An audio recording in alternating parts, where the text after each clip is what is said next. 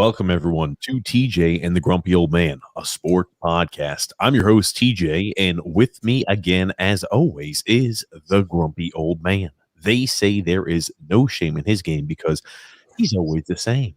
That's me. Grumpy, how are you, my friend? Very good, thank you. How about yourself? I'm doing well. I haven't been ripped yet for being late, so I've got a smile on my face. What can I say? Well, you're only 20 minutes late today. What can I tell you? Oh. And did you get a phone call prompting you that perhaps you're running late again? Did you get one of those phone calls? No, I don't recall, Grumpy, but thank you for reminding me. Remember, this is the sports podcast. It happens twice a week. We talk about all controversial sports issues, where Grumpy Old Man and I have a hour of banter-filled fun, of joking back and forth, talking about all the different sports controversies that are occurring in the world of sports. It happens every single Thursday at 9 p.m. Eastern Standard Time and every single Sunday at 8 p.m. Eastern Standard Time. So to make sure you don't miss out on any of the action, make sure you hit the subscribe button on YouTube, like on Facebook, and follow on Twitter, Grumpy. I'm just going to say that not every subject that we talk about is controversial because not everything is controversial. Sometimes, hey, we try to talk about the controversy, but we do cover the crazy things that do happen in sports. By the way, go ahead. Yeah, well, you often tell me if something is controversial that I have to calm down on my controversy quotient. Yeah, I go ahead and give you a certain limit. Let me ask you this now, Grump. Did you happen to see about Bishop Sycamore, the high school football team? The supposed high school football team, yeah. Pretty good. Hey, that's a pretty, you know what? Isn't that like today's media in a nutshell, though? Somebody just throws something out there outlandish. They don't even bother to check. And you get what you get. So, okay. You do the worst of actually explaining what happened in it. You didn't even bother touching on what happened in the subject. You're going to leave all the explanation to me, aren't you? That's exactly right. I want to let you do the explaining. Jesus Christ, Grumpy. Well, what happened with Bishop Sycamore, for those of you who weren't following along, or it might be news to you, it was a high school team, an alleged high school team that all had online, I believe, and they went ahead and told ESPN and IMG Academy, one of the top-rated high school football teams, top-rated basketball teams. It's like it's a powerhouse for high school sports. It's like it's not really a school. It's almost like if you want to make it into college, go there for a year and just work on your craft to prepare you for college. And you're pretty much guaranteed a scholarship. Yeah, they have connections. For certain they do, and they don't want anybody not getting a scholarship, so they definitely do their best in that action. But Bishop Sycamore had told IMG as well as ESPN that they had multiple athletes that were receiving Division I scholarship, Division I attention, and it seemed to have stuck because ESPN, well, number one, IMG said, yeah, sure, we'll go ahead and schedule you. And ESPN happened to televise the game without doing too much vetting on their own. And I'll get to kind of where things that maybe had slipped through the cracks. But they ended up with a real stinker on their hands, Grumpy. At halftime, I think the score was 30-0 midway through the second quarter. And I think the end score was something like 58 or 68-0. Man, oh, man, it's hard to watch. Okay. Maybe they should have actually done some homework and checking. But like I said, that's the way the media is nowadays. Somebody says it, well, it must be true. Why bother checking the source? Why even bother calling the school? Why would they? Because it would require a little bit of legwork and a little bit of work, period. And that's what you get. I'm glad it happened, honestly.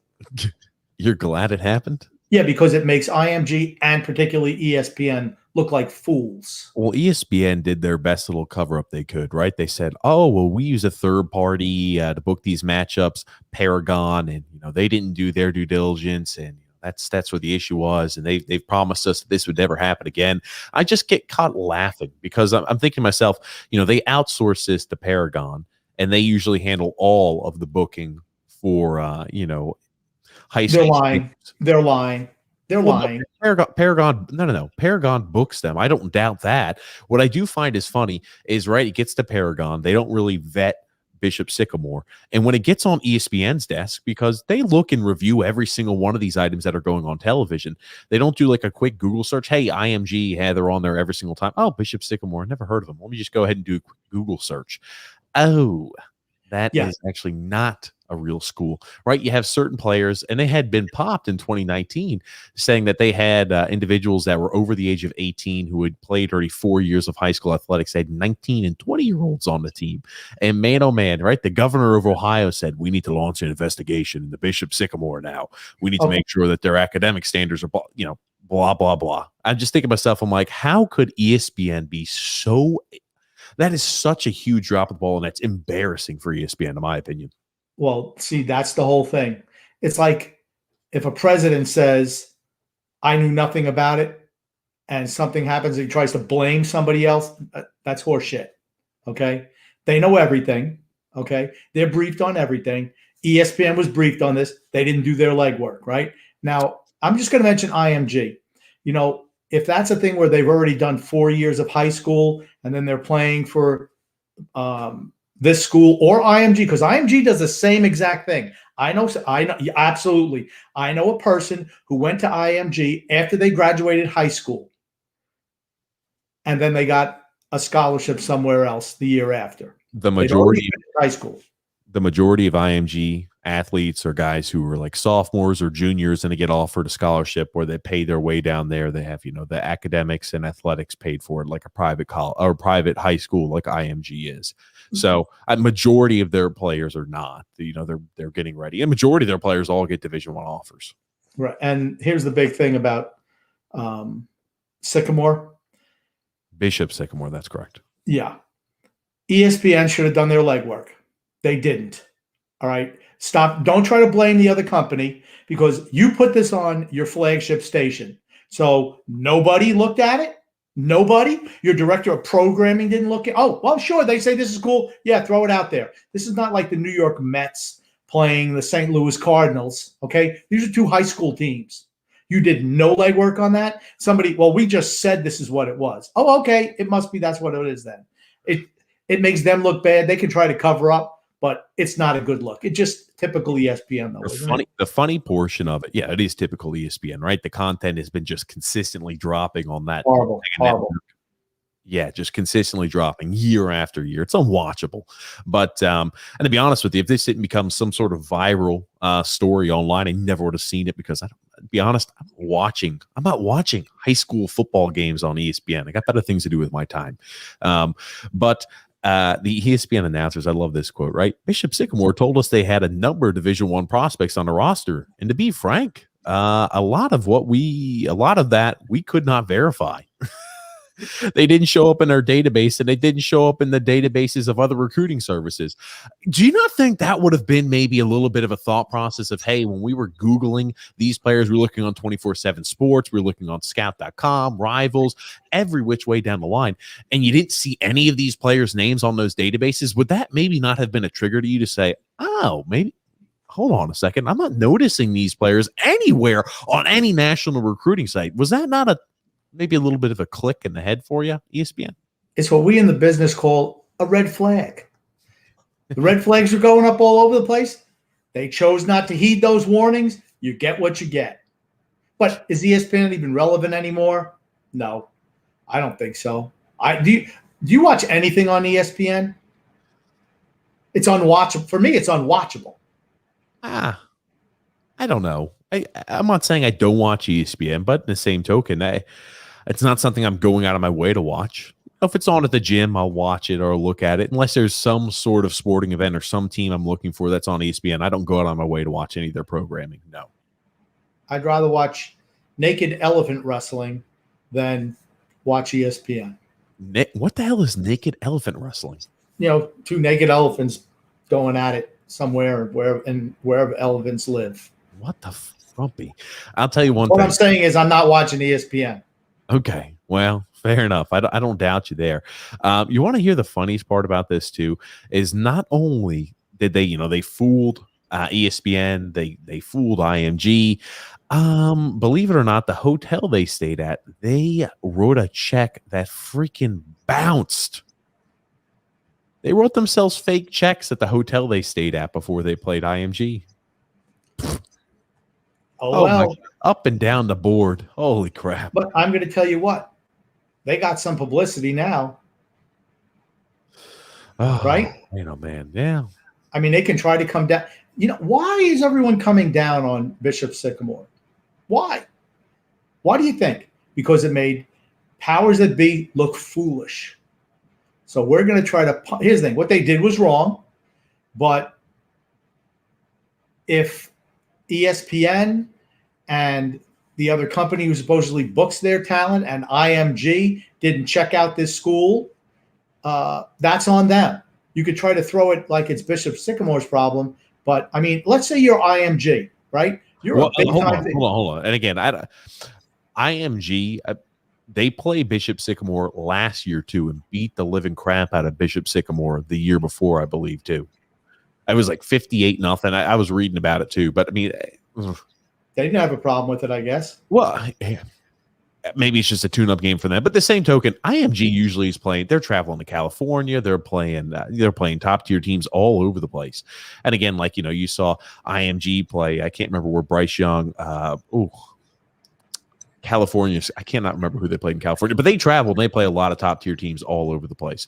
This is just a tune-up game, I assume. But man, oh man, which makes it even more incompetence, right, on ESPN standard.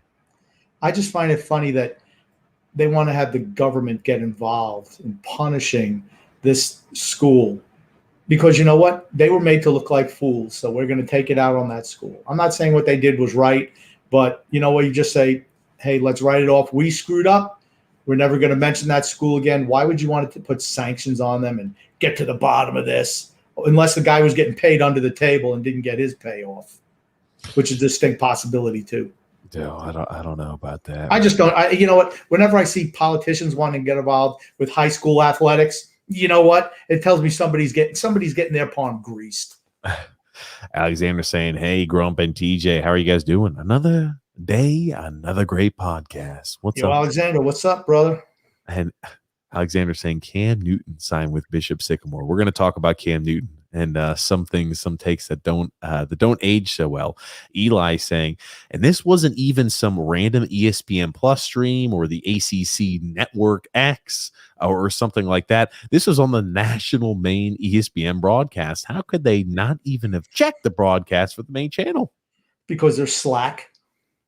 Ever since they were bought out by Disney, well, you know what? Everything's running good. Whenever a company gets too big, there's not a whole lot of checks and balances. They just kind of float by. And ESPN, they're not making as much money. They don't have as many viewers as they used to. But, they're under the Disney umbrella, so they're doing fine. I mean, they had layoffs on a number of people recently. But now you wonder why. Here you see it. Here's the proof. This is why people get canned. That's why they don't make money. That's why people stop watching ESPN. They don't care about their product anymore. Oh man, you're not joking there.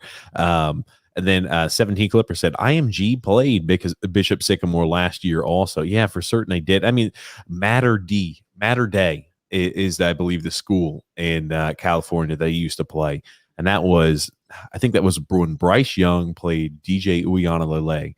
Again, it's funny, right? Because Bryce Young, starting quarterback at Alabama, DJ Uiagalelei, starting quarterback at Clemson, and they faced off in high school.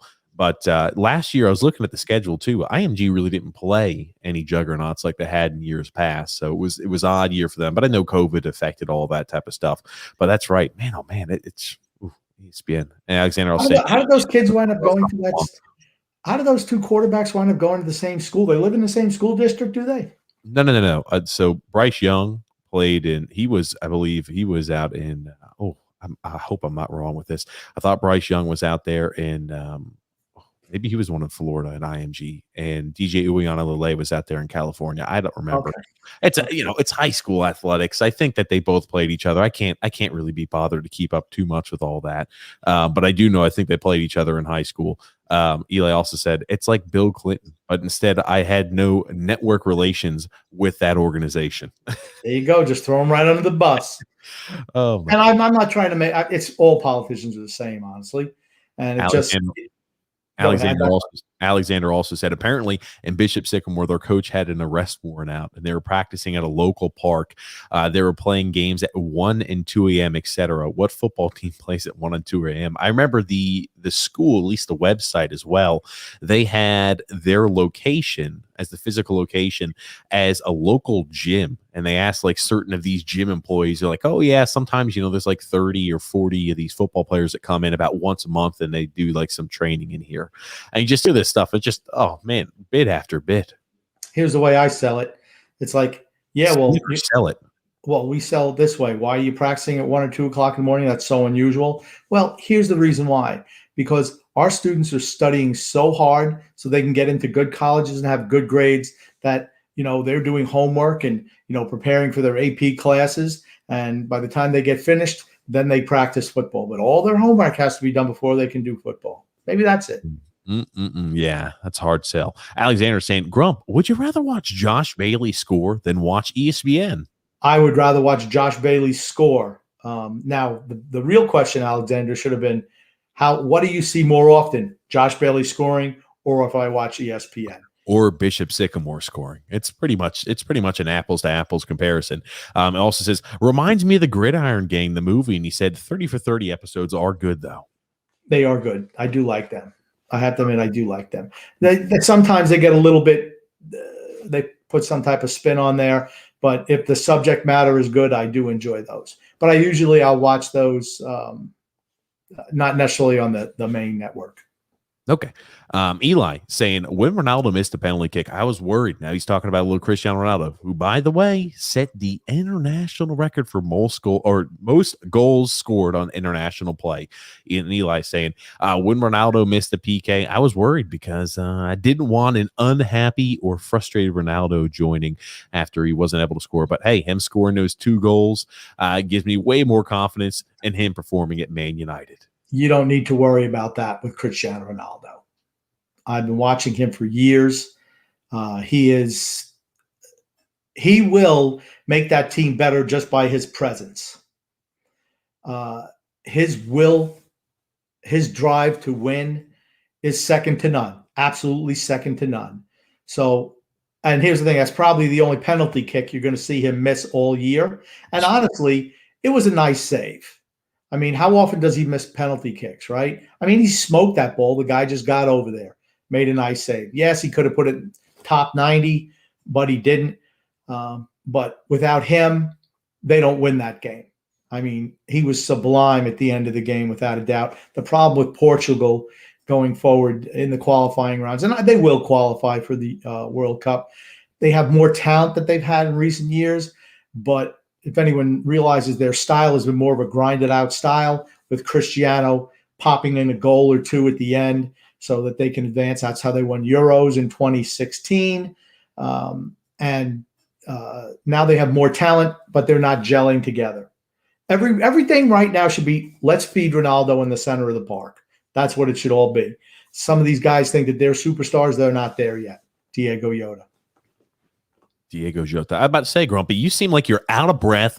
Do you need to get some grape drink today, Grump? I don't have much left, so I'm there it is. spreading it out. He's out of his special grape juice. I'll tell you now. Oh man, Grumpy, watch out. Big football news also. Cam Newton released by the New England Patriots. We're gonna deep dive into that one. Man, oh man. Cam Newton, we'll talk about what the future looks like for him. Will he find another home, or who will be his other home? And I got some clips that, are making their rounds now. These are from earlier on. I'll show it to you. This is from, I believe, last year. This is in February. I'll let you listen to this little clip here, Grump. My pride won't even allow me to do that. Listen, bro, there's not 32 guys better than me. Put it like that. So you're asking where you at? I'm not 32. He's not. Right. He's not 32. He's like 190. He sucks. He is so finished. He can't throw the ball. The shoulder. I mean, it's painful watching him throw. First of all, he can't diagnose the field. He's check down Charlie is what he's been the tail end of his career because sometimes he can air the ball out. You don't know where it's going. He was always a better football player than he was a quarterback. I never thought he was a good quarterback. Fantastic athlete, really good football player, terrible quarterback. If you needed, in the last 2 minutes, if you wanted somebody to win a game, are you picking Cam Newton? I'm sure not. Well, that's two different things. I don't think he was a great. He was a really good athlete for many years. He also has a lot of rough miles. Remember, he used to run the ball a lot in Carolina. He took a lot of punishing blows. He's never been a guy to slide down and to try to say, "Hey, I'm going to incorporate being a little more tentative when I run," or "Hey, instead of me going for an extra 4 or 5 yards, I'm going to slide here on this situation." He's never been a guy like that. He's had a huge body. He used to break a lot of tackles. He took a lot of punishment in Carolina, and this is a guy who usually had to get on with his physical abilities. That's what's always been allowing him to open up, the lanes in the passing game, was him being able to also be a huge threat in the running game and to be a physical bruiser. That's not the case anymore. And now when you're saying I got to sit back in the pocket a little more often, I had to look, to read the field. It's not something that he's always been all that skilled in. And, he's been a guy who always has poor mechanics when he throws the ball. And, you're starting to see some of those things catch up a little bit as he ages. I mean, during his prime, he was a good quarterback, not great, but a good quarterback. And now it's just, it's not good. It's not good. He was an okay quarterback some years. He was a good quarterback. I won't say he won league MVP, but it wasn't for his throwing skills. When he was with Carolina, what was it? It's throw to Greg Olsen. That was it. Throw to Steve Smith when he was there. That was it. That was the whole extent of his game. He couldn't do anything else. Run the ball. He's real good at running the ball, broken plays. Very good at that. A lot of quarterbacks excel like that. Remember, the year he won the MVP, Carolina had that unbelievable season, right? Mike Tolbert, fullback, he was an all-pro fullback. You had, I think, 2 or 3 offensive linemen that were all-pro that year. You saw, they had a great season that year. No doubt about it. Not taking anything away from them. But, you had a litany of players on the offense and the defensive side that were all pro, and I know Cam Newton was too. But the guy during his prime was a good quarterback. Not great. And, some people are going to say, well, how could he not be great if he won league MVP? I thought that the Carolina Panthers that year caught lightning in a bottle, and there was nobody else who deserved to be MVP but him that year. I think going into the playoffs, they only played 2 teams with the winning record. To me, what I remember most about Cam Newton was in the Super Bowl against Denver. He fumbled the ball, and he wouldn't go get it. He let it bounce in front of him, would not jump into the pile, let Denver go and get it. He didn't want to sell out for his team. And then after they ask him about it, he walks off. That's Cam Newton in a nutshell. That's him in a nutshell. When he was playing for Carolina, they kissed his butt all the time. It was whatever you want, Cam. That's why you see him dancing around at practices, doing all that silly crap. Well, you know something? Maybe if you worked at your craft a little bit, look at it. Nope, not going for that one. Yeah, that's trust me. I had an issue when I saw that one too. Man, you talk about a guy, every other player, and that's something I always, because he's not a guy that would. You think about the punishment he took while running the football. This is a guy you think would jump head first in that. And of course, you're right. This is what a lot of people remember Cam Newton for, because this was on the biggest stage in the Super Bowl against the Denver Broncos. And this is, again, freaking Peyton Manning was cashed out hideously bad this year too. I mean, he was well finished, and you think to yourself, oh man, that you're right. That is going to be the image and the clip that most people remember Cam Newton by. Not, some of the unbelievable running plays and some of the unbelievable, ways he can extend a play. It's going to be this clip right here. I mean, Peyton Manning back then, totally cashed, is like Cam Newton now. Cam Newton will not get another job anywhere. I don't know why New England was kissing his butt all the time. I'm like, he can't throw the ball. Why are you kissing his butt? Making excuses for him. He sucks. Like I said, who's going to sign him? Is anyone going to sign him? I'll tell you, Grump. Yes, he will be signed. No freaking doubt in my mind he'll be signed. He'll be signed by the Texans. I think No way. He's not going to get another job. If he wants to be a second banana backup to somebody, maybe he'll get a shot. My prediction is his career is over. Well, there's a few things I want to break down about that, right? He's always been a guy who's been top dog. And some guys in top tier positions, your wide receivers, your quarterbacks, your diva positions, the positions where, hey, I'm very notable. Everybody knows who I am. And Cam Newton's always been a flashy guy. Look at the way he dresses. He's always been a guy like that. There's nothing wrong with it, but that's just the character. That's just the type of guy he is, right, wrong, or indifferent. That being said, will he be okay saying, I am now not one of the top 32 quarterbacks in the NFL. I'm going to have to work my way back up. I'm going to have to be a backup. You saw this offseason in February, that clip, right? Where he said, I believe there's not 32 quarterbacks that are better than me. Will he be okay being a backup? His ego will not let him be a backup. Remember, he's been coddled his whole career. Absolutely coddled. Remember the problems he had at Florida State when he was stealing computers? Oh, Florida, not Florida State. Florida, okay. What's the difference? They both do the same things. He was stealing that, and he goes to Auburn, and he was getting paid under the table. He went from Florida, went to a community college, which is where he lit it up, and then he transferred to Auburn. And he was getting paid under the table. He and his family were getting paid under the table at Auburn. I mean, hey, today, he'd do great if he went to college. He could sign one of those agreements, make a whole lot of money doing that. But back then, he was taking money under the table. How does that say he's been coddled? I think here's the thing. Any type of professional athlete that's always been at the top always is coddled, because even if if I'm a top recruit in high school and I face really very little adversity, he faced a little adversity at Florida, but he got it right back on track in community college, was again then vaulted as the guy at Auburn. And when he got to Carolina, it was always the guy too. I think he maybe has been coddled, but in the same token, you're talking about a massive ego. Will he let his ego be put aside in order to say, I'm going to be a backup and I'm going to work my way back to being the starting QB? He put out one of those ridiculous little things where he puts all the special letters that symbols, that just click. All right, no interest. But he said, don't worry about me. I'm all right. He's not going to play again. He knew it was over.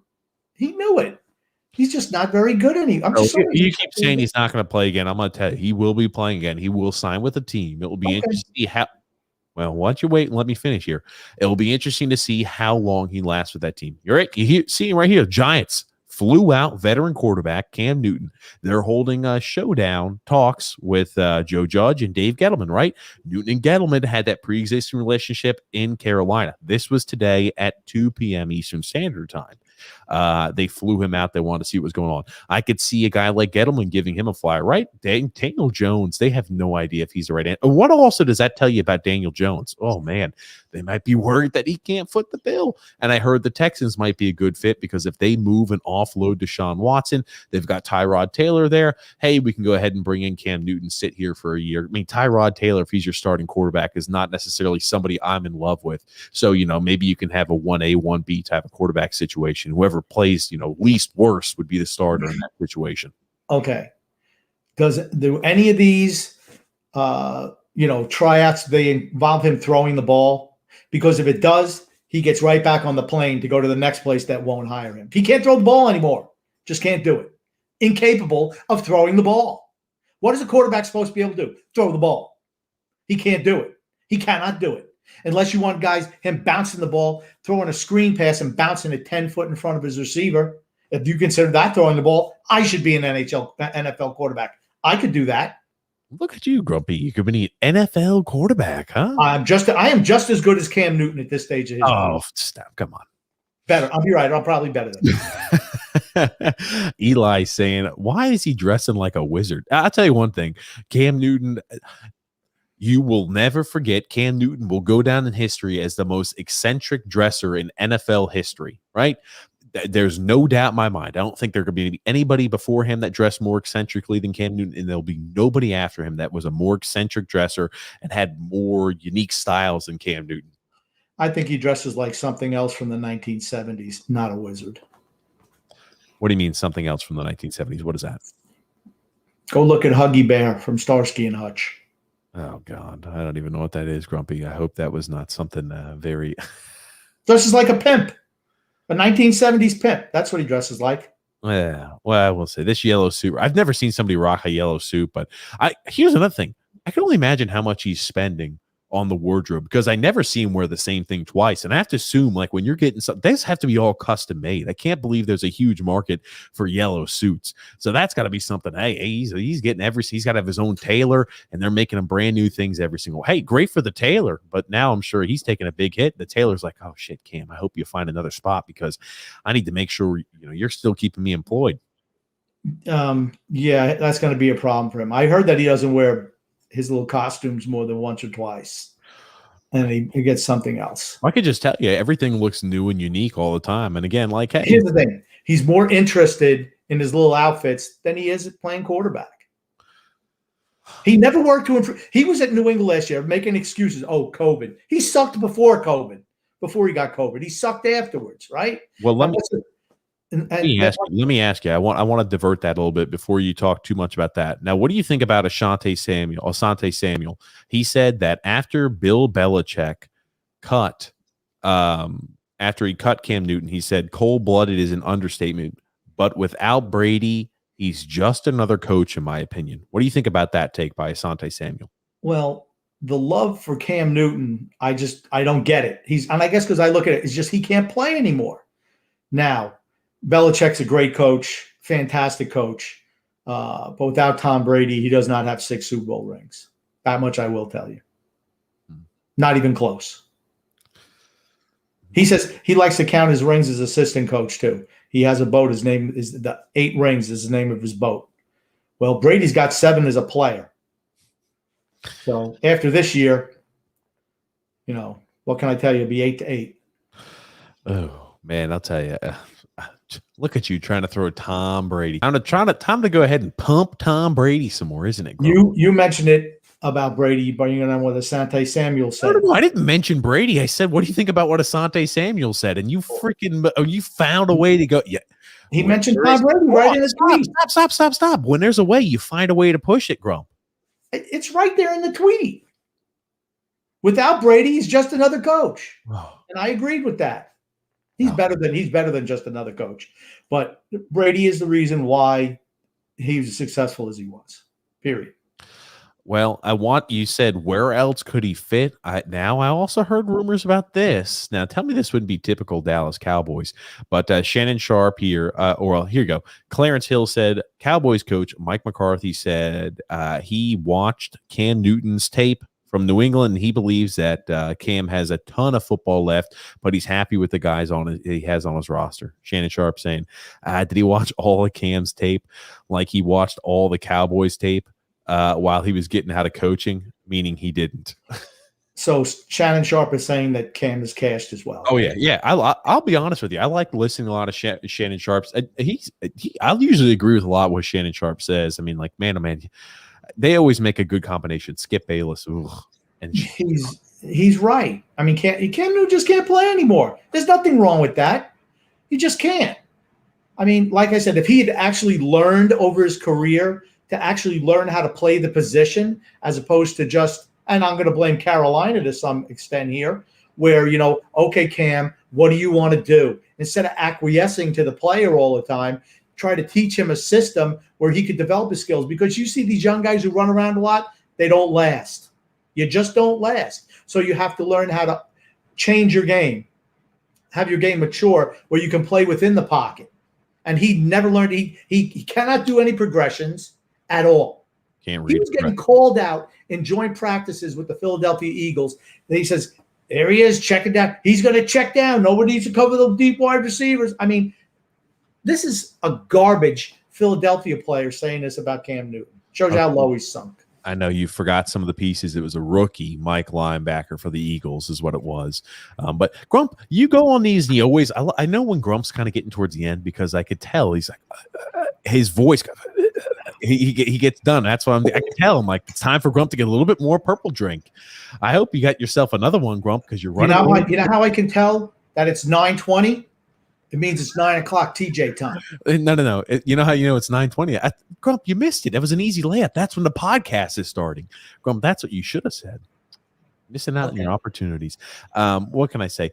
Eli said, as long as he doesn't come to the Jets, I'm happy. No way. And you got to understand, right? Just look at the Asante Samuel tweet. He's still revered by certain players around this league. And if you had a young quarterback, would you want to bring somebody like that in? An alpha guy with an alpha mentality? Would you want to bring him in? I wouldn't. Here's the thing. I mean, Cam is going to find. He will find another place to play. He always benefited his game. I think, though, you brought up a good point. Carolina did a disservice to Cam Newton long term by saying, hey, I look at your gifts. You go ahead and do exactly that. And I don't want to go ahead and make you try to alter your style a little bit to where you can last long term. He took a freaking beating in Carolina. And you wonder if he did not take as much of a beating, maybe, the highs wouldn't have been as high, but he could have been a serviceable quarterback for many years. I mean, it was a disservice not making him say, all right, we're going to teach you how to run through progressions. We're going to teach you how to sit a little bit more in the pocket, because when a play does break down, we want you running. We don't want running to be one of your first options that come to your head. As soon as you look at your primary and secondary receiver, you think immediately run after that. Yeah, I mean, here's the thing, though. He's never been an accurate passer, ever. The 1 year he was with Norv Turner and Carolina, they did a lot of dump-offs, quick little passes to the outside, and that was his best completion percentage. Other than that, he never had a completion percentage over 60%, except for 1 year with North Turner. You want to know why? Because he's not very accurate, and he can't read a defense. Why is he running all the time? Because he can't find the open man on the field. Are you going to try to tell me that every wide receiver in Carolina is blanketed by every team that they played over the years? No, it's because he can't read progressions, and he has to take off all the time, because that's what he wanted to do. It was always the Cam show in Carolina. Always the Cam show. I live here, so I know exactly what it was like. Alexander said, I agree with Grump, and Ron Rivera made Cam Newton relevant. I think Ron Rivera is a really good coach. I know he didn't win a Super Bowl with Carolina. I think he's a really, really good coach. And again, I think he is a good person to be in charge of that rebuild in Washington. For certain he is. They need a quarterback. Washington needs a quarterback. Is Taylor Heineke not the answer, Grump? I don't know. Ryan Fitzmagic is the quarterback this year. Ryan Fitzpatrick, he's not the answer. Oh man. Yeah, they definitely do need a quarterback. I'm not doubting you there. I was surprised that from where they were drafting last year, didn't try to make a move up when you saw Fields slip and Mac Jones was still there. I'm surprised they didn't try to move up a few spots to get their next quarterback. Their defense is really good, and I do think Rivera is a good coach. So, I mean, they just need a quarterback. And I'm going to tell you this. Book it, everyone. Mark it right now. You remember that take I had not too long ago, Grumpy? About Chase Young? You have to be a little bit more specific, okay? About Chase Young? Oh, yeah, something where he's got 20 sacks. You should know the only take I'm talking about, Grump. We only have the Redskins once. You should know the take. He's going to have 20 sacks this year. I'm telling you, he's going to burst onto the scene. You've seen. He's about to be even more of a household name than you imagine, Grump. He's going to have a huge second year. Mark. Okay. He's going to be a bigger name than how many sacks did he have last year? 8? 8.5, I believe. Okay. 8. He had 8 sacks. I think here's the thing. I think it's reasonable to say 15 bare minimum sacks this next year. It's the new flavor of the month, right? Was he great last year? No. Yes. No. You didn't watch any of those games. I could tell you he was damn good. He was You could run on him. You could run on him. He had marginal. Here's the thing. Is he a good player? Yes, he is. Did he deserve all the pub that he got? Absolutely not. No freaking way. Is he going to turn out to be a good player? Very possibly. But he was not that last year. He was overhyped because he's the flavor of the year, right? The new rookie who comes in, plays every down. I mean, who's it going to be this year? Is it going to be Trevor Lawrence? He plays for Jacksonville. Probably not him. Who's it going to be? They want to push Justin Fields, right? That's who they're leaning to. Justin Fields. Who are we going to push? I think they want to push Zach Wilson. Ugh. I'm gonna let you know something. They want a big name quarterback back in New York again. That's what they want, right? Eli's been gone. Hold on, stop. Eli's been gone for a while. They want a big name quarterback back in New York. Are you going to deny that? Who is the national media pushing? They're pushing Justin Fields. They're not pushing. He's not even starting. But they've been talking about him since the first exhibition. They won't stop talking about him. When was the last time Zach Wilson, who's performed better? I hear Zach Wilson all the time. No, I hear Justin Fields all the time. Justin Fields. That's all you hear, Justin Fields. My sources are telling me I'm hearing from Zach Wilson all the time. Are you trying to tell me my sources are wrong? All I know is what I hear. It's Justin Fields all day, every day. Oh, look at that. Maybe you're just tuned into the Justin Fields show. Are you trying to tell me maybe you're just a closeted Justin Fields supporter already? I'm talking about the national pundits. They're not talking about Zach Wilson. They're not even talking about Trevor Lawrence. They're talking about Justin Fields. Alexander's saying, mark it down, mark it now. Chase Young will not finish his career with Washington. Yeah, I don't think so either. Unless they pay him out the ass. But I couldn't. I think he's a guy who wants to be in a big market. Washington's not a big market. Washington's a big market, but very few players stay with their original team their whole careers. Very few nowadays. Certainly players who play a long time in the league. Alexander also saying Trey Lance will have the best career out of all of them. Possibly. He still has a long way he still has a lot of stuff to learn. I think Trey Lance, I've liked what I've seen out of him. You're right. He does have a lot to learn, but Jimmy G is gone. I've seen a good bit out of Trey Lance now. You're gonna get some time with Lance, but man, oh man, he's impressed. To be honest, this entire year's quarterback class, I've been overwhelmingly surprised with. Some of them are duds. I'm not saying, hey, they're all going to pan out, but I feel optimistic that this year's class is going to be pretty successful as a whole. Out of all the quarterbacks, the two have looked the best consistently are Wilson and Mac Jones. Those are the two who've looked the best consistently. Yeah, and Mac Jones, we're going to see real quick what he's got on the field. That's for certain. Oh, man, oh, man. Sunday night football, Tom Brady's coming to town. Let's see how that works out for him. Okay, let me ask you this. New England's going to win that game. Okay, well, I'm going to ask you a question. I know you want to keep commenting on that. You think New England's going to beat the Buccaneers? I think New England's going to beat Tom Brady? Oh, goodness gracious. Grumpy old man lost connection. He'll be coming back here in a moment. I'll tell you, it makes me wonder, what would happen if Tom Brady were to go ahead and lose when returning back to New England? Man, oh, man, just makes you think a little bit. What if films there saying, Grumpy, don't mess with TJ when you're talking football. The beast comes alive. I tell you, Grumpy, he likes to try to give me a hard time, but he should know, hey, stay in your lane, Grump. Football, man, I'm not going to just roll over on that one. But hold on, Grump. I want to get your terrible, grumpy internet over there. You said you think New England's going to beat the Buccaneers. Yes.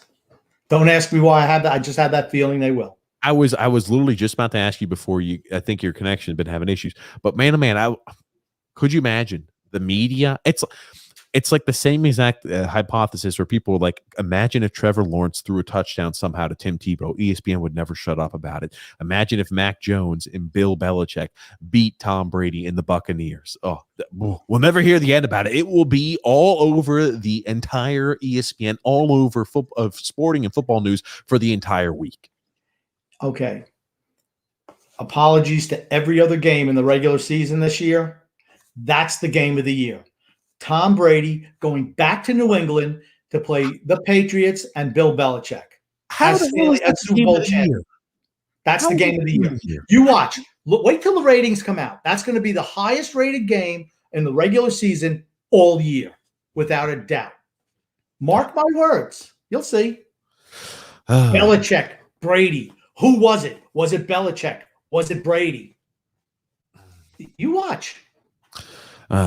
Eli saying the Coyotes applied for an arena in Tempe. I hope they get it because it reminds me of the Florida situation. Both have fan bases, but the stadiums are so far away that it's not reasonable for most to go.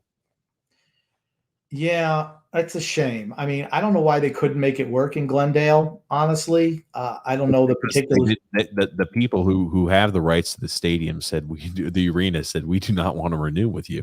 I don't understand that. Do they have? Is there so many things that roll through Tempe, Arizona? 41 dates a year. I don't know. What are they going to fill with? Tractor pulls? Who the hell knows? Maybe they've got monster truck shows that are coming to town, and they've got concerts and everything like that. Grump, I don't know. Yeah. Okay, because that's where people go is Tempe. They go to Glendale, Arizona. To I don't know what they do there. I know you referred to Tempe last time, but I was going to let you roll with it. Now we got a comment. Alexander said, got a comment here saying, before we declare Brady the GOAT, he has one more test. I don't know. Zach Wilson looks like he's got it going on, but we'll see. Again, everything's preseason. I try not to jump too much on the bandwagon just quite yet. I'm interested to see what they do in the regular season when things start. But that Jets team, I feel like I say this every year. That Jets team, maybe he's going to start turning it around, Grumpy. I've never felt that way before, but I like Saleh as a coach. I think he's good to have in there, and I think Wilson is going to be really, really good. He can now, barring injury, of course. They're still a couple of years away. That's all. But, I think the Jets are on the right path finally. Let's see what happens. And then Eli said, a load of garbage talking to you, Grumpy. The game of the year is going to be the Cowboys versus somebody, not the washed up New England losers. I'll tell you, I'm not too – okay, does Dak stay healthy? There's a lot. It's going to be the game of the year is going to be some game around week 14 or 15. It happens every single year where it's going to be a team who's like 13-2 against a team who's 12-3, something like that. It's going to be that's always the game of the year. It's not going to be the Patriots against the Buccaneers. I think that's going to be a highly rated game. That's not going to be the game of the year, though, Grump. That's the game of the year. I'm not saying competitive wise. You could have a 51-50 game. Yeah, that's a better game. But I'm saying that people are going to be wait till the week comes.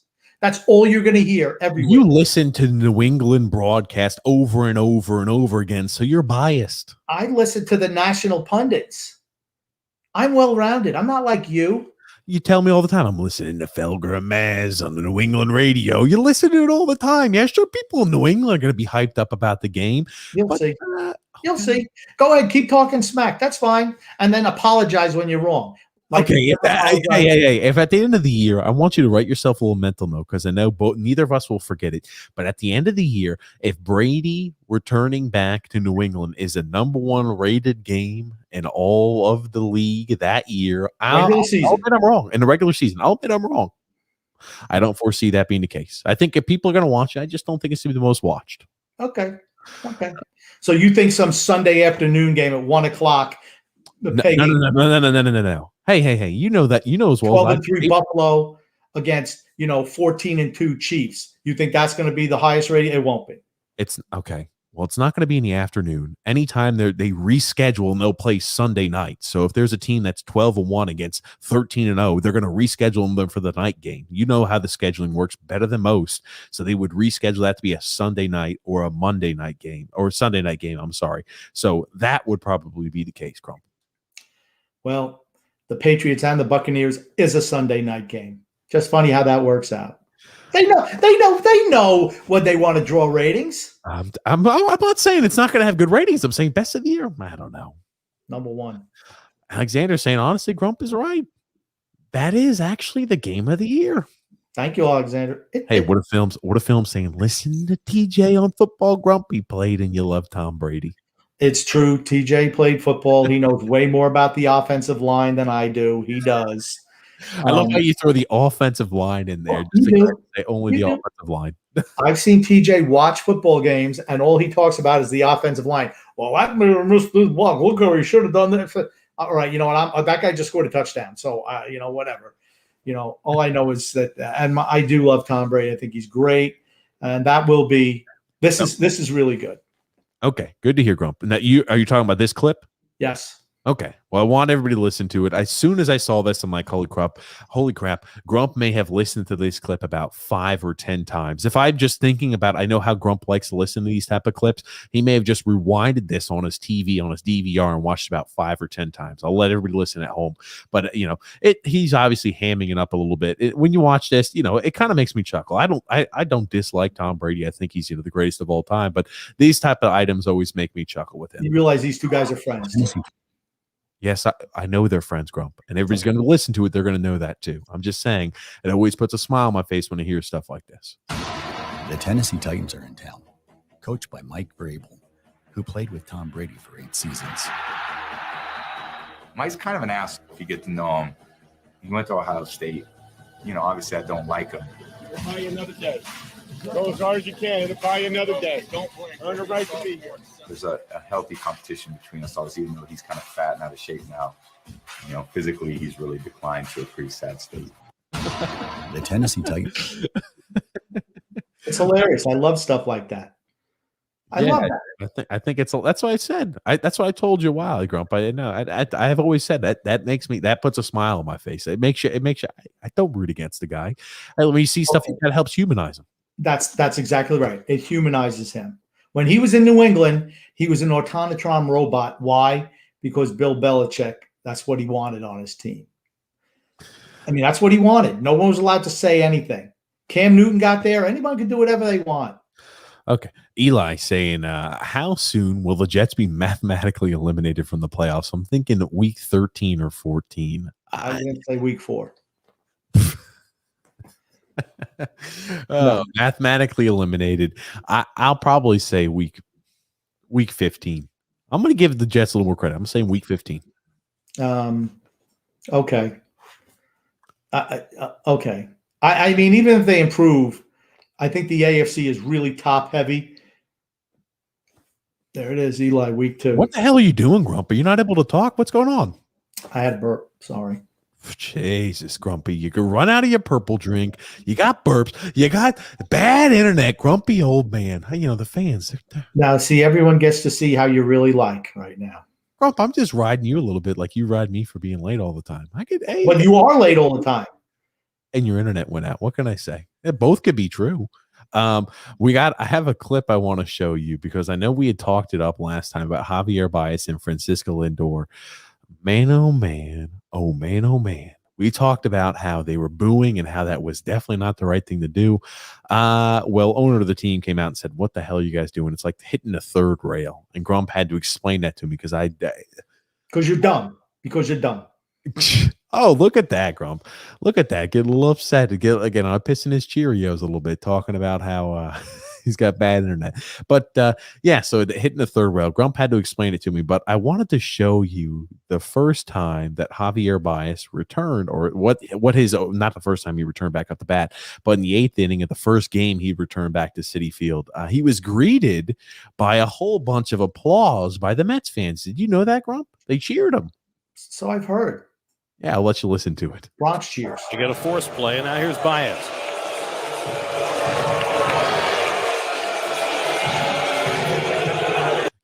Hold on. Can we talk about this first? I know there's nobody there. There's nobody there. I know. I think it was an afternoon game. There is freaking nobody at Citi Field. No one.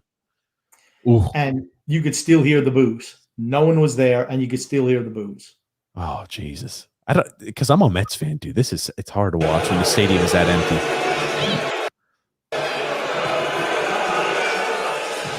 You've got Aaron Judge supporters. You got New York Yankee fans over there booing Javier Baez. So not so out of the ordinary, but you got Yankees fans showing up to the game. Now, I will say one thing. Today or yesterday, Baez hit a home run or something that won a game, and the fans were giving him a thumbs up. So maybe the love affair is back on. He did apologize. It was one of those written for him apologies. I thought Fransisco Lindor apologized. I'm sure Javier Baez did too, but I think Javier Baez did as well. Okay, gotcha. I did not know that, but we'll get back to this here. He's getting booed, obviously.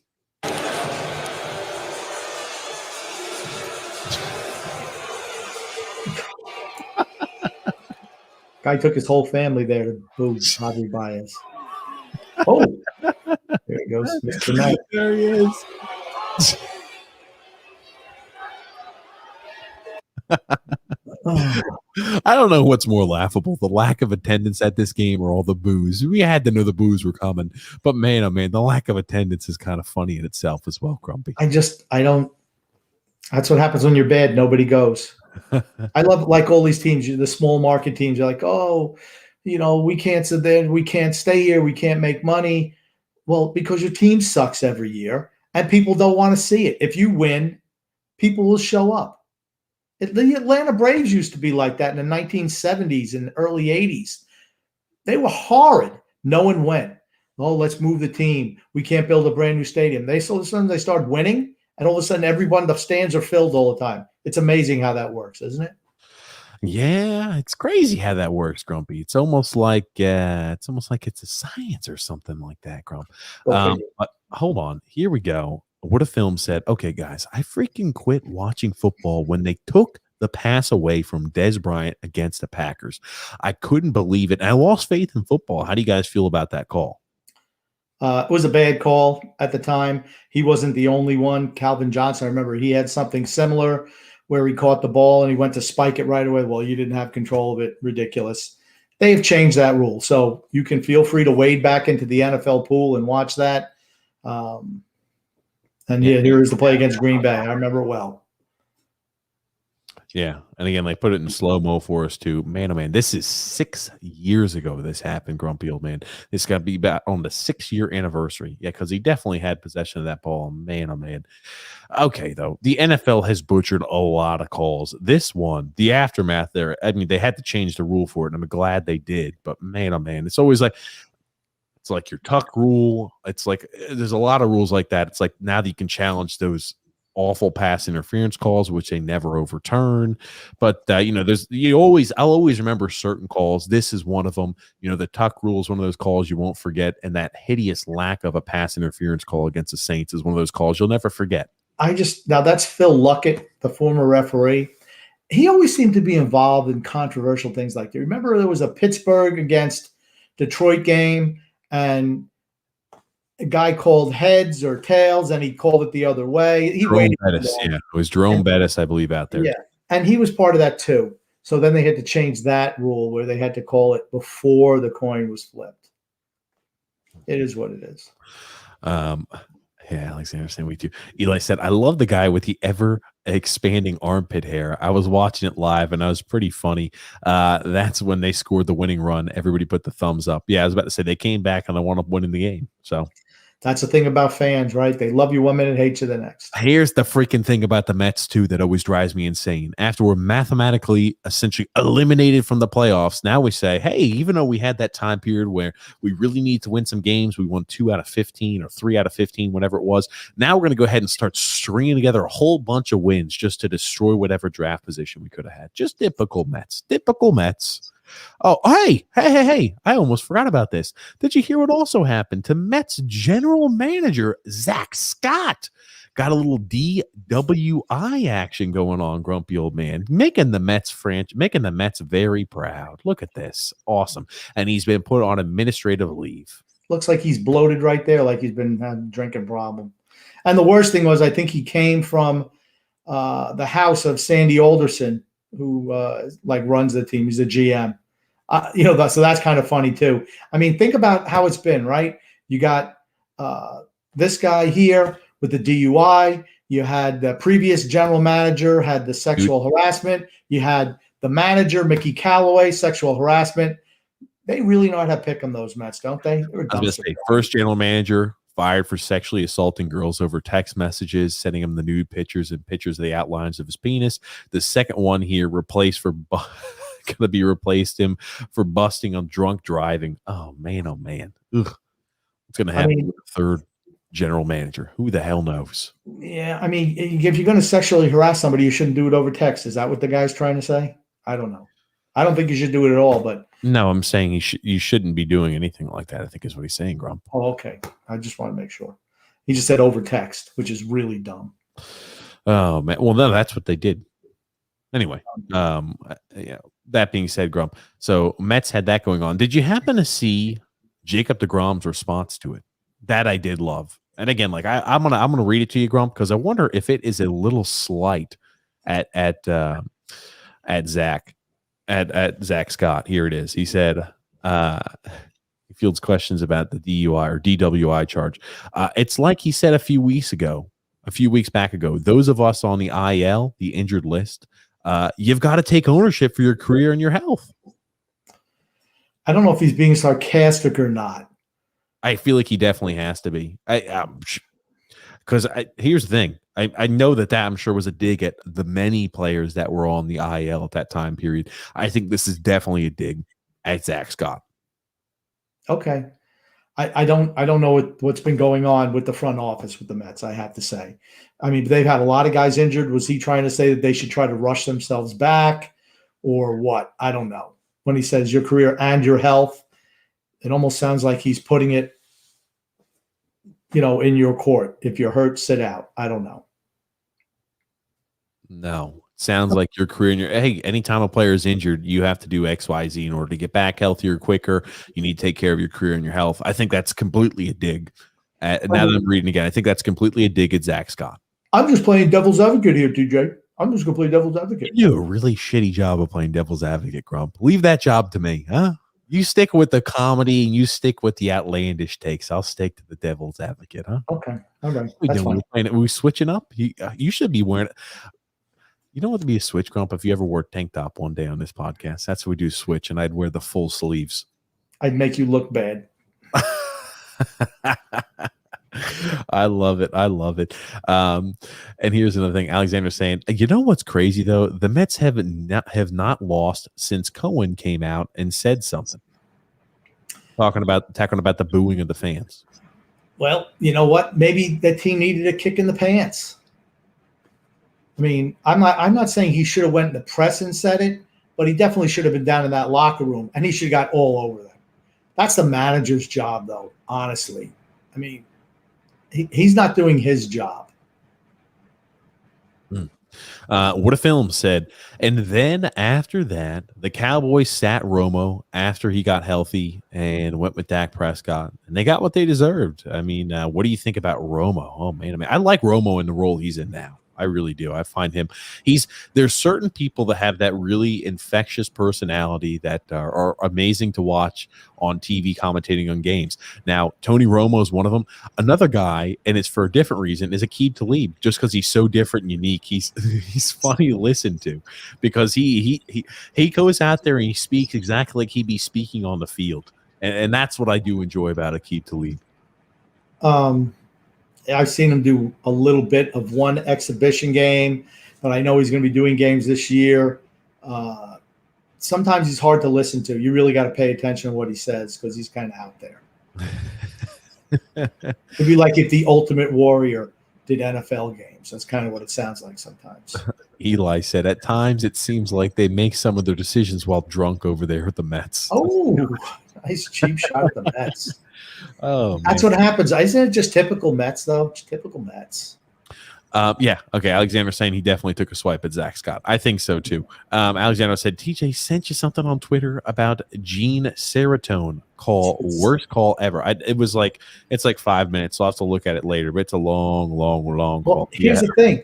He's the guy now that they bring on as their NFL official on one channel. He's their liaison to the, hey, why do they look at, why are they calling it like this? Why is it a call like that? We'll bring on Gene Steratore. Yeah, and this is how he answers. Well, he'll wait until he won't take a position. He TJs the position when they ask him. And then when it comes across, then he gives his spiel to cover what they said. That's the worst type of guy. You know what they should have on there doing those calls at the minute that they happen? Me. That's who. Grumpy, man, oh man, you're stumbling and bumble day, man. You need to get yourself another grape drink, my friend. But here, I'm giving you a hard time. I'll let you watch it here, Gene Steratore. But I think you're 100% right. He is the perfect example of company bureaucrat. Okay, what was the call? All righty, guys, that's what I agree with. It's a boot-looking weasel. Oh man, we'll go ahead and make sure that's full screen for you here, Grump. This is oh my god, yeah. That's when he fumbled before. Yeah, that's when they fumbled and they gave him the touchdown. Oh yeah, I do remember this. But here's the thing: these officials are all. I always love it too. Anytime they go ahead and circle up, they have no freaking idea what they're doing. They have no freaking idea what happened on the field. I'm like, okay, what we're going to go ahead and rule this as. I do remember they fumbled this well short of the end zone. Boop. Yeah, that ball was out well short of the end zone. But man, I do remember that. He's had a lot of bad calls. What can I say? I know. Hey, Alexander, I think you happen to remember that one because it was against the Dolphins, probably. And also, Alexander's saying here, Romo is an excellent color commentator for certain. He is. What a Films saying, love the shirt, Grumpy. Just from the T-shirts you wear, I can tell you have great taste in music. Love you. Yes, anything that's new sucks. But back in the day, man, the Clash were really good.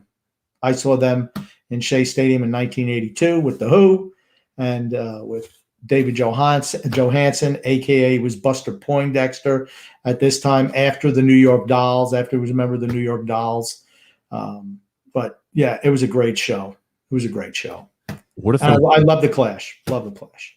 What a Film saying, long time Cowboys fan, but Romo sucks at broadcasting. Come on. See, I don't think he sucks. He's better than Troy Aikman.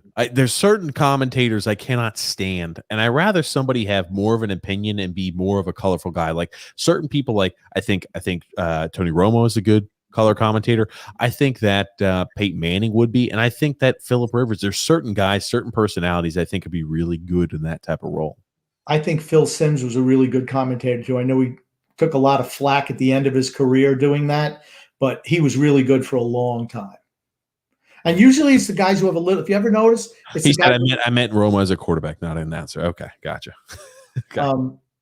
It's always, if you ever notice, most of those color commentators, you going all the way back, have a little Southern twang that they speak. Almost every single one of them, from Dandy Don Meredith all the way up. Yeah, and now if I'm even thinking about Randy Moss, I remember met him in person at the movie theater. Back when I used to work for the movie theater, met him in person. And he did not sound anywhere near as Southern as he puts off on TV. And I maybe I wasn't picking up on it, but as soon as I noticed, I'm like, I said, "You're Randy Moss." He's like, "Yeah, I am." But nobody knew who Randy Moss was. It was during the middle of winter. He wore a sweatshirt with his hood up, and I'm like, I said, "You look an awful lot like Randy Moss." And he's like, "Oh yeah." He's like, and this is his two daughters' names, Moss. I'm like, "Oh my God, this is Randy Moss." But a cool little tidbit. I wanted to talk a little bit, grumpy old man, about the MVP candidates regarding the MLB this year, Grumpy. Want to get your take on who you're thinking is winning MVP, right? You have to feel like in the AL, it's got to be Shohei Ohtani, no doubt about it, right? Yes, for certain. Mm-hmm. And the unfortunate thing about that too, Vladimir Guerrero has had an excellent year this year, and it's unfortunate Shohei Ohtani's just had that much better doing on both sides. Yeah, he can pitch and hit and play the outfield. Yeah, sorry, Guerrero, lose some weight. He did lose some weight going to this season, but the guy, okay, think about that, right? He's got 39 home runs this year, and he's hitting 312. Here's the thing, right? He's got the most hits in Major League Baseball this year. He's got the highest on-base percentage. He's hitting 312 with 39 homers, 96 RBIs, and I'm not sure how many runs off the top of my head. I've got it pulled up, but the guy's had an excellent season, and he leads the MLB in runs with 98. So, if Shohei Ohtani wasn't having such an excellent year, this would be a year that Vladimir Guerrero Jr. would win the MVP in the AL. Okay, but Ohtani's better than him in all those categories, is he not? No. I just said that, right? He's got a higher on-base percentage. He's got the highest on-base percentage in the MLB, the highest run count in the league, and the most hits in the league. Okay, home runs and RBIs. Who has the most of those? I'll have to pull up Ohtani. I'm not saying Ohtani doesn't deserve it. I'm just saying it's a crime that Ohtani's doing so well the same year that Vladimir Guerrero is doing so well. That's all. And how many wins does Vladimir Guerrero have? How many strikeouts does he have? Okay, you're acting like I'm trying to make a case that Vladimir Guerrero. Like you're trying to make a case for the fat kid. That's what it sounds like to me. Sounds like you're trying to make a case that I think that Shohei Ohtani should not be the MVP. He should. I'm just saying it's a shame that this year Shohei Ohtani burst onto the scene and performed up to everybody's expectation of what he would have been and then some. And this is the year when Guerrero really comes onto the scene too, because this is a year by most standards where Guerrero could have won maybe, an MVP, but he would. Yeah, you're talking. Yes. by the way. Ohtani does have the most home runs. He does have the highest slugging percentage, but that's it. Oh, that's it. Okay. I'm Okay. saying he's done a lot. You're asking like, hey, didn't he lead in RBIs? Didn't he lead in this? No, it was just the home runs and just on base and just slugging percentage. Okay, the biggest thing though that we gather out of this whole thing, honestly, and I mentioned it about a month or two ago, you've seen a changing of the guard as far as Major League Baseball goes. The young players have taken over, where you had the old guard, the Bryce Harpers, the Freddie Freemans, whatever. Now you're seeing the Tatis's, the Ohtanis, the Guerreros. All the younger players are starting to take over now, and it's good to see that. Honestly, changing the guard. I still think that Bryce Harper is one of the faces. I still think he's one of the faces in the MLB, Grump. I do think, though, Fernando Tatis, yeah, he's definitely up there, though. And I know in the NL, right, he's got the highest home runs and the highest slugging percentage in the NL. But, I mean, if you're thinking, hey, Bryce Harper or Fernando Tatis, who's winning the NL MVP? I got to think it's Tatis, right? And Tatis has missed quite a bit of time on the injury list this year with a nagging leg injury. And I still think he should be the winner. The sky's the limit for that kid. Oh yeah, for certain it is. And again, he's had an outstanding year this year. And Bryce Harper's been one of those guys who's been such a Jekyll and Hyde. Some years really good, other years not so much. And this year the batting average is there. You look at this, right? He has not hit over 300 since 2017. He was hitting the 250s, 260s year over year. And now again, he's back over 300 again. He's never lived up to the hype of when he was first drafted. Never. He was the golden boy, the greatest prospect ever. I remember when he came out, right? I mean, Bryce Harper, man, he's going to rewrite all the records. No, he's had an up and down career. I'm not saying he's not a good player. He is. But certainly never lived up to the hype that was initially started for him. You want to talk about a hot take, right? That's a hot take now, Grump. What a film said, hello again, everybody. It's a beautiful day for baseball. Beautiful day. Yeah, that's like Harry Karras used to say that, I believe. Alexander said Tatis is Major League Baseball's golden boy now. They do love him. They do love him. Yeah, they're going to give it to Tatis in the National League. I think you're right there. What a film's also said, I knew the profanity used up and down my street would not go over the air, so I trained myself to say holy cow instead. Phil Rizzuto. That's Phil Rizzuto. Phil Rizzuto. Absolutely. Man, I tell you some Phil Rizzuto stories when he was the Yankees color guy. He'd be home before the game was over. Oh man. I wanted to share this. A little hockey tidbit, Crump. Guess what? NHL is back this month. We're going to see it, right? Less than a month until the NHL starts up again. I'm excited. I'm ready to go. Oh man. Absolutely. I'm excited too. Something about the NHL starting back up again. It felt like it didn't end that long ago, but I'm happy it is coming right around again. And then what a film said, you got it, Grump. Harry Carey. Yep. Harry Carey. And right off the bat, Grump nailed the Harry Carey quote. Gotta give you some props. Okay. And where were these guys? Initially, they were on radio, right? Before television. Or if they do TV, then they're doing the local broadcast. And these are the guys who show a little bit of energy. You don't really have that anymore. You got Joe Buck or Bob Costas or any of these other, Matt, whatever his name is. And it's just not as fun. You listen to these guys, Vin Scully, he was a legend. But these guys put excitement into the games, and you just don't see that anymore. Everything is so vanilla. They want everything to be vanilla.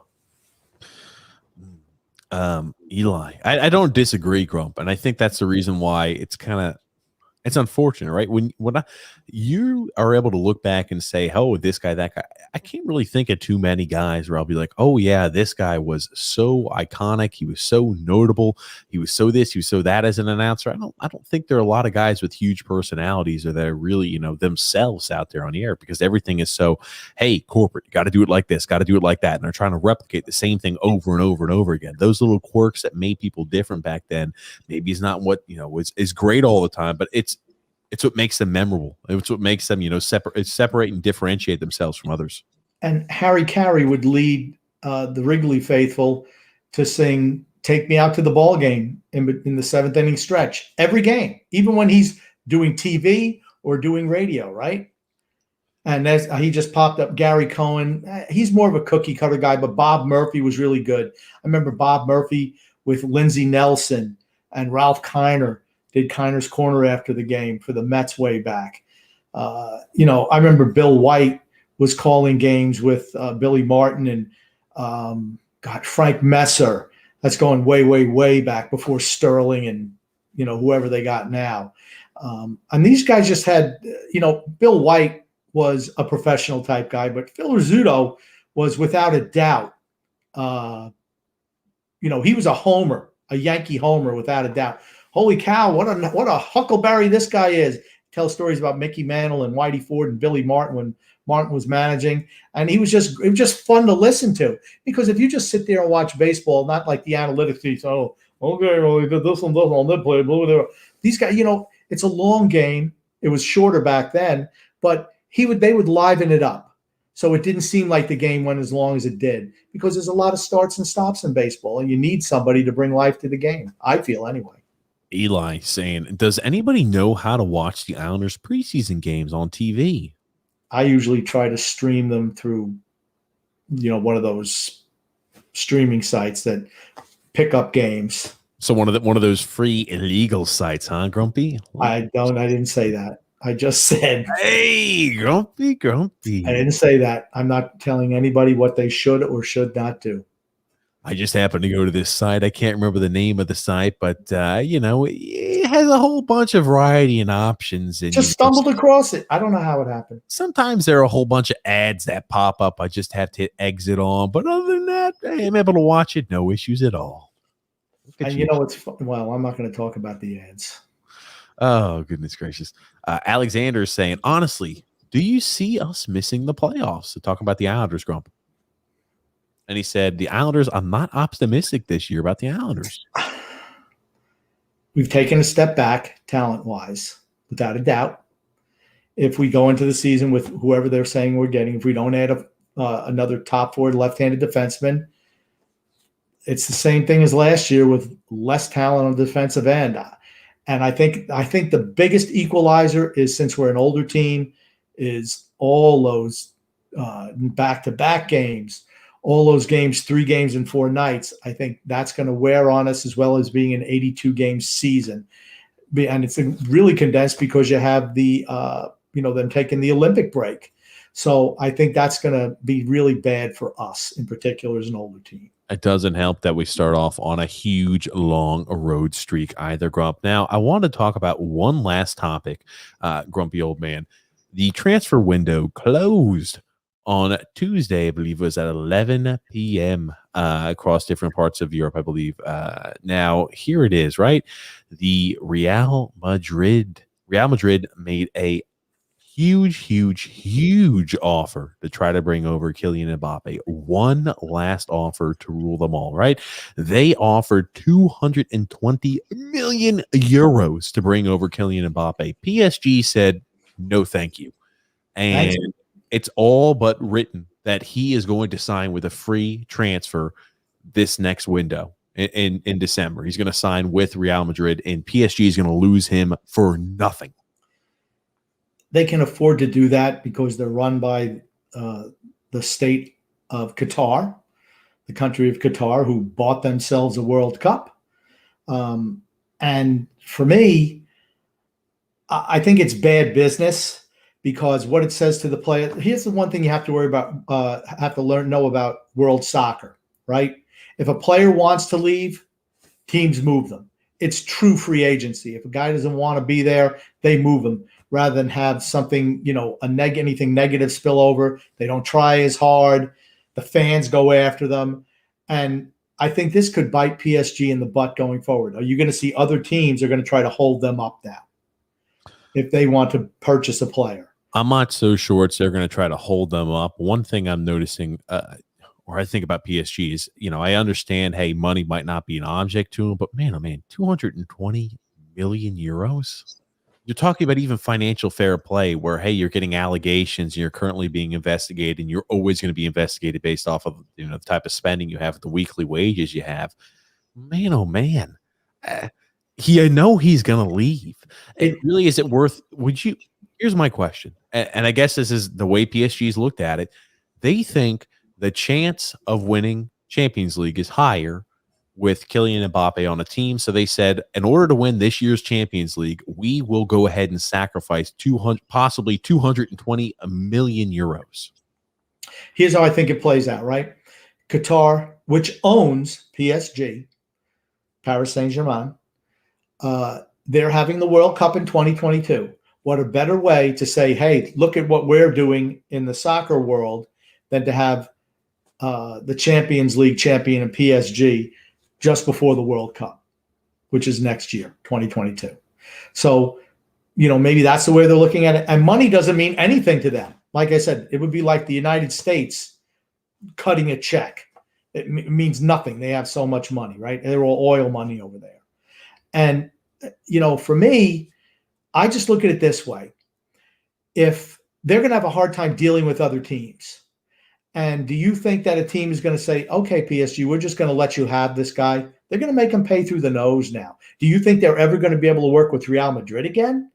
Never going to happen. And as opposed to, you mentioned financial fair play. This just shows what a joke it was.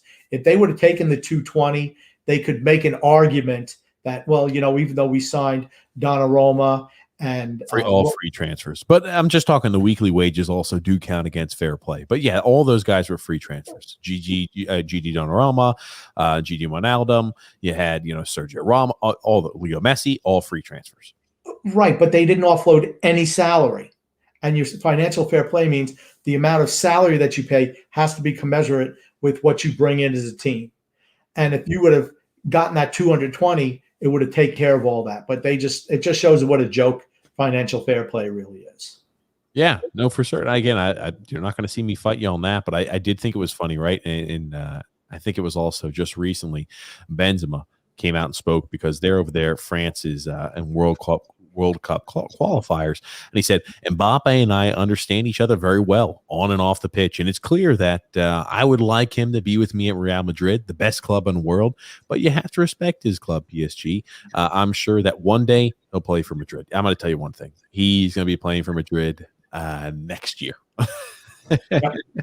They say that PSG has given him like 6 contract offers in the last few months, and he just turned them all down. He says, I'm not re-signing.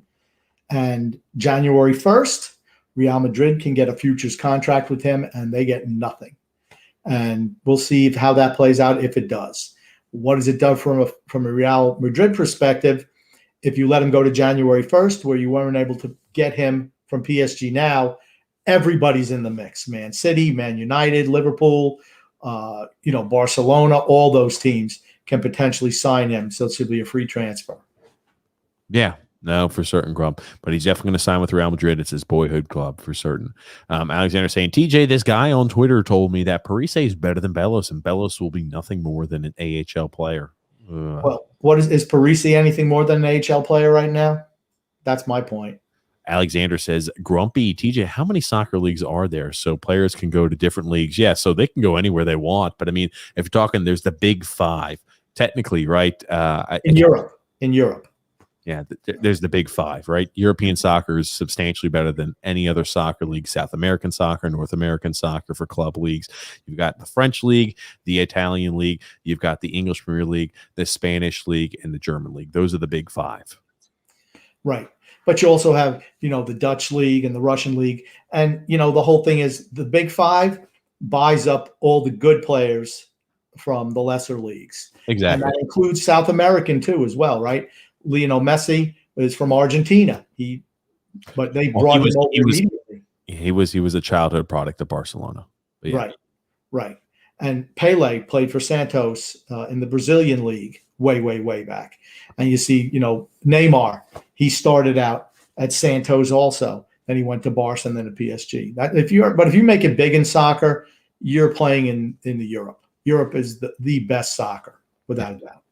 Would a film said, we need more people like Grumpy calling games, then I would watch. It would be a lot more exciting and entertaining. That much I could tell you. And Alexander saying, do they play each other? So, yeah, that Champions League we were talking about is all the top teams across all of Europe playing each other for the best cup, for the best club in all of Europe. So that's kind of like heralded as the number one. Hey, if you win Champions League, you're the best team in the world. So that's why everybody pushes for that. I mean, they have their league competitions where teams in England are going to play teams in England, teams in Germany are going to play teams in Germany. But Champions League is heralded as the top of the top, the tippity top of the mountain, the best team in all of Europe. Right. And like you'll see, it's a 32-team tournament every year. Like Spain gets 4 teams. England gets 4 teams. Germany gets 4 teams. So depending on the size of your league, that's how many teams you get. But everyone is included in Europe. Like Turkey might have 1 or 2 teams. Dutch would maybe have 1. Belgium would probably have 1 or 2. But everybody is involved in it in some way. But the bigger leagues get more teams. Yeah, and they have play-ins and everything like that too. But Grump, my friend, we've covered a lot of sports action today. What else do you have to say before we wrap things up? I just want to say love and laughter to everyone who listens, and even those who don't, from TJ and the Grumpy Old Man. Thank you, Alexander and Woodda and Eli, for chiming in. Show would not be the same without you. Yeah, absolutely. Thank you, everybody who listened to the live stream, listened to the podcast. Thank you, Grumpy Old Man, for coming on with me again today. We love interacting with you guys, talking some sports, talking some controversial items. You know what I'm looking forward to? I know this is our last podcast before college football started today. Really, college football is in full swing on Saturday, and it's not this next Sunday. It's not this Sunday, but next Sunday, NFL starts in full swing. Holy crap, ladies and gentlemen. It's getting right to the meat and potatoes. A nice time period starting back up. The NHL right around the corner. Same with the NBA.